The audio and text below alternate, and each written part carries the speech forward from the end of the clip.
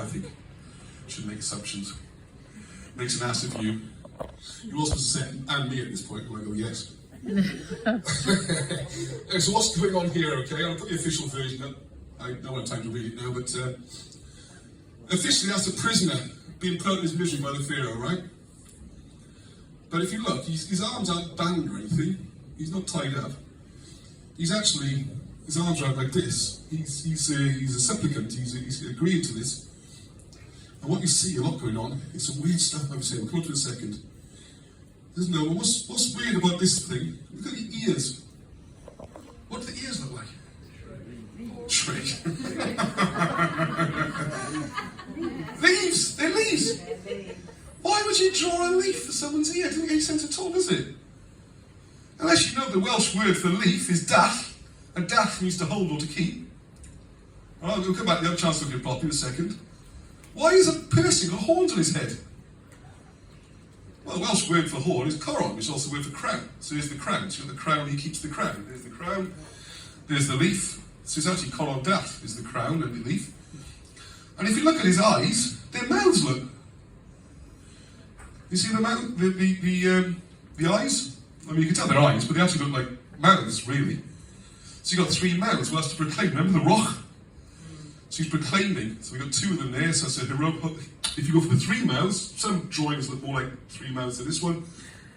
Then you've got that's three, the holy druidic number. So you've got the absolute certainty when he proclaims. And look at the nose. I'll give you a couple of minutes, not so obvious, this one. Does the nose remind you of anything the way it's drawn? Hang on. So the nose, I'm not sure why you can see it on his screen, but the nose goes up round there as well.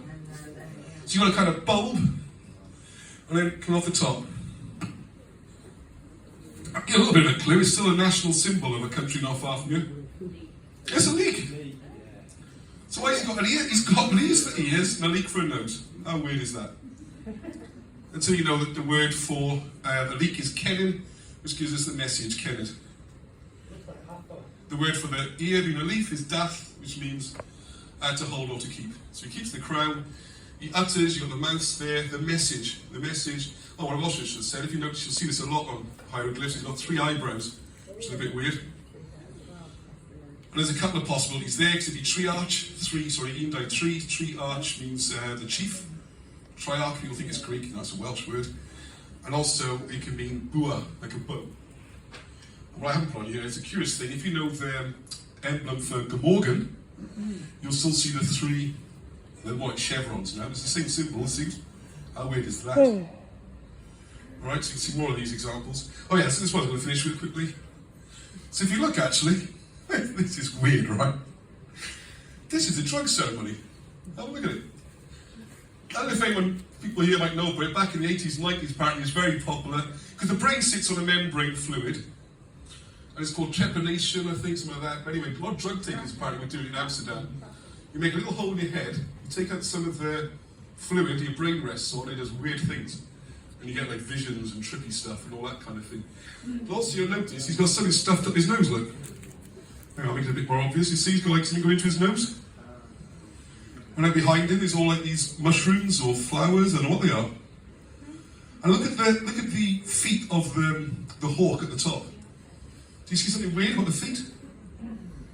By the way, this is called the Nama palette. It's supposed to be the oldest form of written communication in the world. Very, very ancient, if you go with the narrative, but I don't think it is that old, but that's the official thing. Hang on, easy for you. See, there's a regular bird's foot with two claws on it. That's not, is it? It's a hand, and particularly it's a left hand, where it should be a right hand. What's going on here, eh? It's weird, isn't it? It's a bit of a close-up, this bloke who's getting this little thing going on. And if you look just to the right, you can see the needle, and a little reservoir with the fluid in it. If you can see this arrow, there's the needle there, look, that's what he's bashing into his head. There's a little fluid. If on the top, you got this rope going up his nose, look. And the left arm, it's all bonkers, isn't it? How ridiculous would it sound if you realise all this translates if you use Welsh? It makes perfect sense. Right, the first one is we got the hawk or falcon, which is hebog, which is to guide or to conduct. So say he's the one conducting it. The left hand significant, because in left hand, let's check my notes, chweth. And chweth is, well, sorry, let you see. I went to it wrong. It can mean wrong or it can mean breath.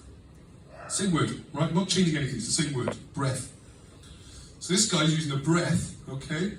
The rope is cool, so you get raf, which means to spread. And if you look, it's good on his nose, isn't it? So what we're actually doing, this is a guide to how to have a trippy experience, if you like. This is an initiate going through this ceremony. So you can read through like that, how it's all about the blast up his nose. And there you've got the needle on the right means remarkable, and it's the collection of the liquids. So you can do all that. And you go around